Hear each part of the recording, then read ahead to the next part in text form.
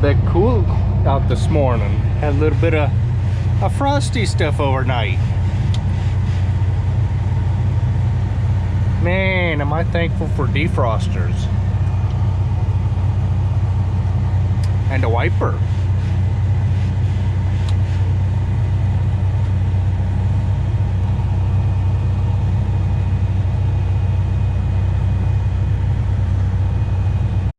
Well, so the mower's done.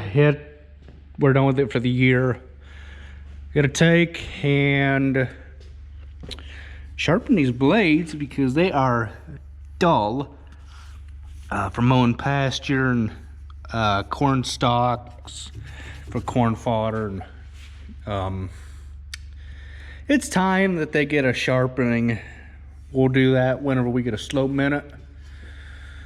Oh, looks like that's an access hole for something. Maybe a third blade or something. Got it all cleaned up. Don't know if we're gonna wax it or not. It would be nice to, but it needs to be cleaner. There's a bunch of rough stuff on it. It needs an air hose taken to it and blowed off and some wax put on it, but I think somebody suggested a paint film. I don't know anything about that other than I think you would put it on while you were painting. I don't know. But I have to get some wax, some of that speed wax that I used, and put some wax on this man. See if he can get it.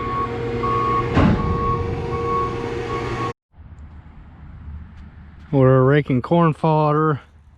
This is the remains of what comes out of the back of the combine. Then you take a mower and mow a stubble. Then we take a round baler and bale it. And that's how you get the corn fodder. See, I think there's a row right here, but I don't know. Do it my way.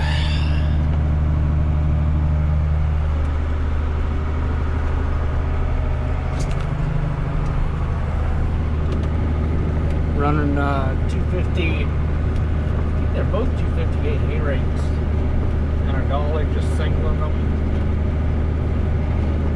Tell you what, corn fodder is the hardest thing to rake because you can't see the rows.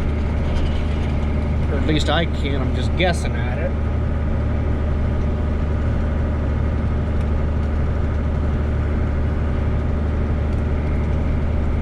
Just trying to make it look like I'm doing something.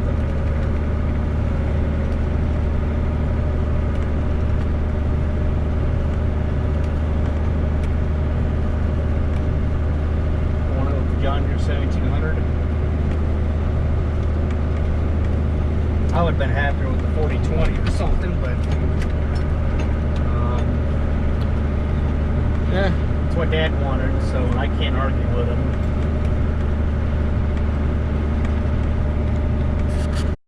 Does anyone else have a heck of a time raking corn fodder, or is it just me? I mean, as far as how far to stay away and from the last row and stuff. Just, I don't know, do the best that I can. We'll deal with the rest later. At least in my mind, you don't have to be as particular raking corn fodder as you do hay. I mean, you could be a little off with corn fodder, but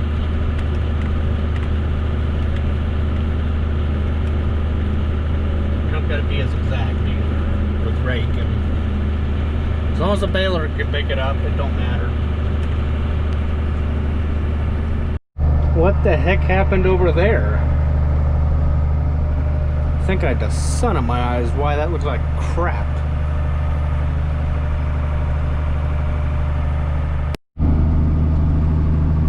Now I have seen guys take and bale soybean stubble because either they don't want to bale corn fodder or they don't want to be hard on their baler.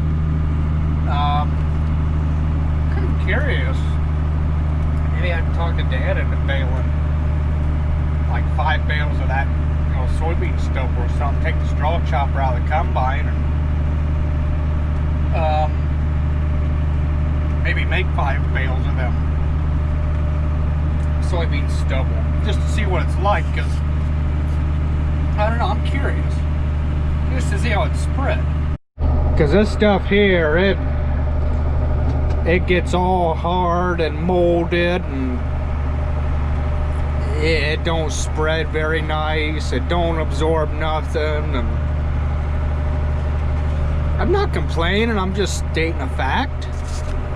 I'd like to try something different. That's why I mentioned soybean stubble when Dad and I went out to Sterling to get chopper knives for a combine last week. He pointed out that they had made soybean stubble bales, and I was like, oh, that's pretty interesting. And I was thinking, well, why don't we try that? I haven't said anything to him yet. I might. That'd be kind of interesting. But the typical thing to bale for bedding is straw and corn fodder. Some people bale soybean stubble, and like I said earlier, I'd be interested in trying it. I really would. Just to see what it'd be like. If any of you guys have baled that stuff, let me know what you think. Then when it kind of starts getting down like this, you want to take and pull that other rake up behind you a little bit so that it don't tear into the other row, and you get them thicker than what you need, because the thick rows do not go through the baler with the darn.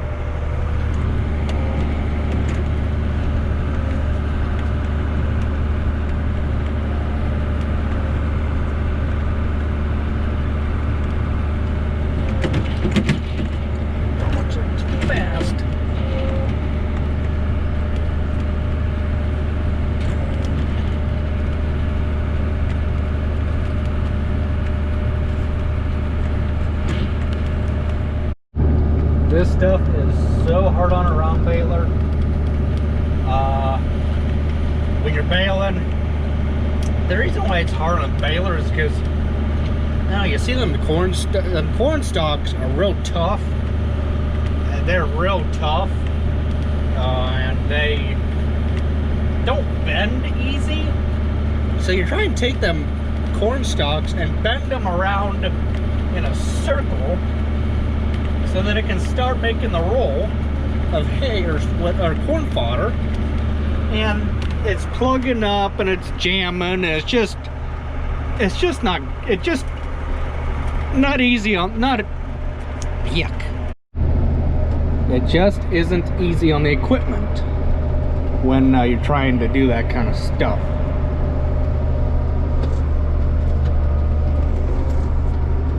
It's more of a pain in the butt.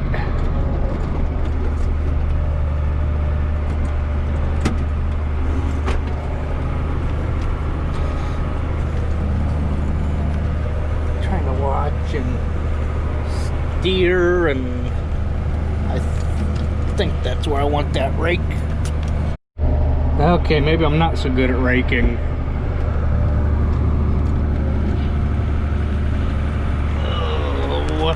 What do I got going on here?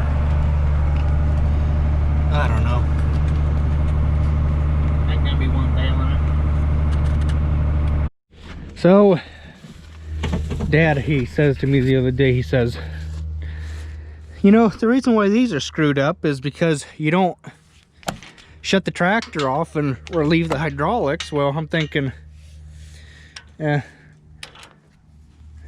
whatever.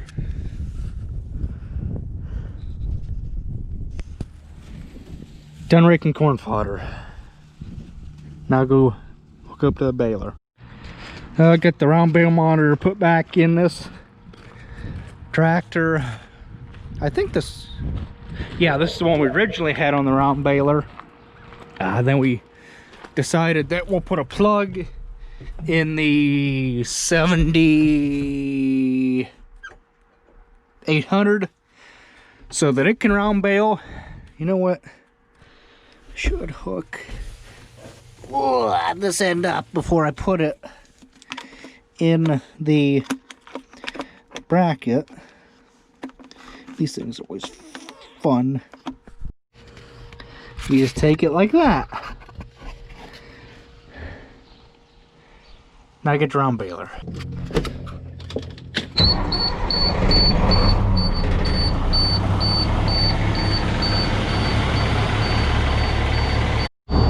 Wait for it to build air because it's yelling at me that it don't have no air pressure in it.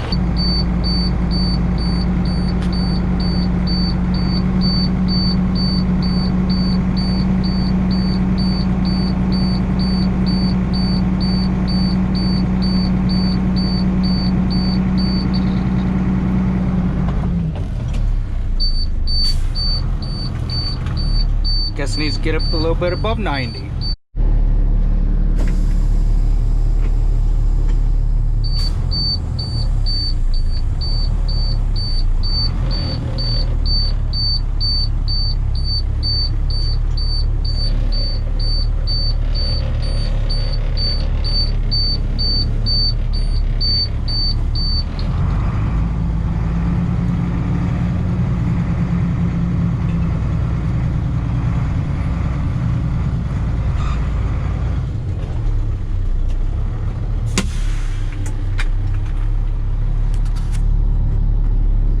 Let this thing sit here while we get the round baler hooked up. And I just put that thing in the middle of the driveway by accident. Oops, didn't really intend on it. There, that's better. At least it's out in the middle of the road. Well, that ain't gonna work. I'm off center. Well, no wonder it won't go in. His freaking pins are broke. That's lovely. Oh, so Dad just keeps changing my mind.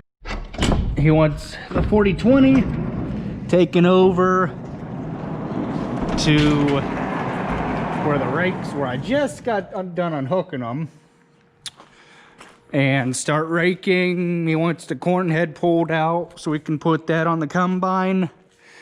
Because apparently the beans aren't quite ready where we, where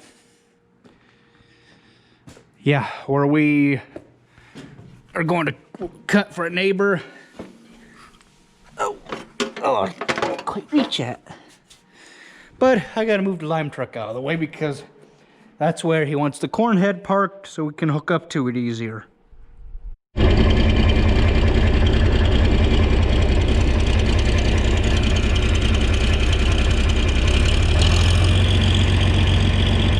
I'm still getting used to this kind of tongue, how you gotta overshoot with it.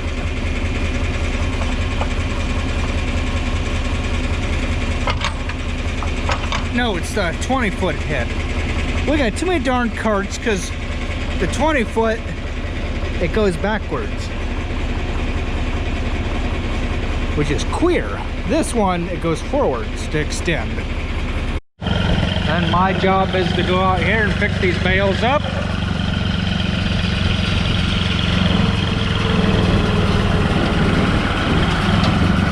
And out it comes. And he'll do that about 100 times or so until the field is done.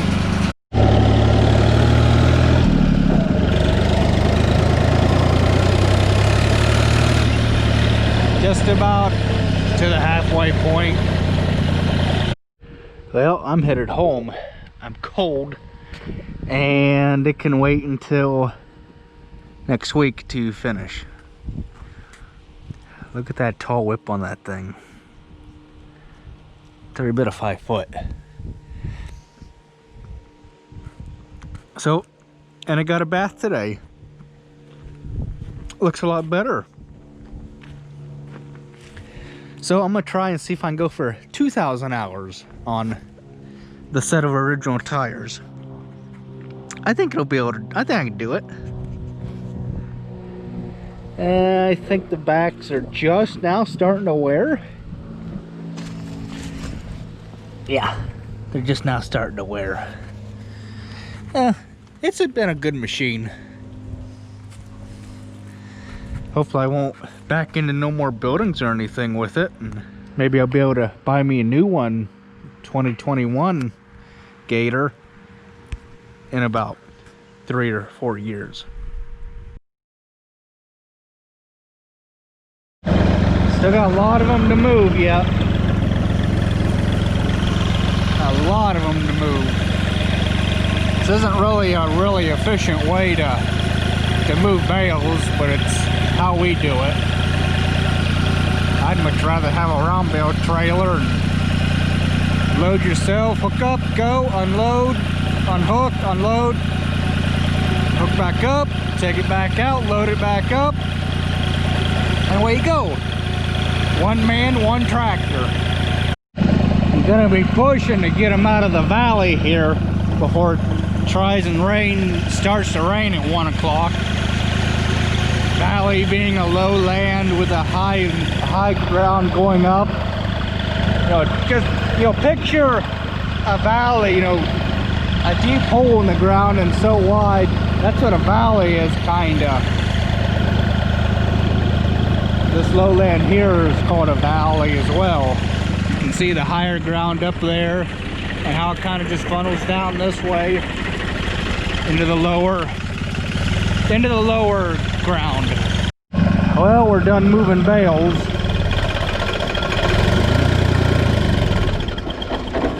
Hey, your fire went out.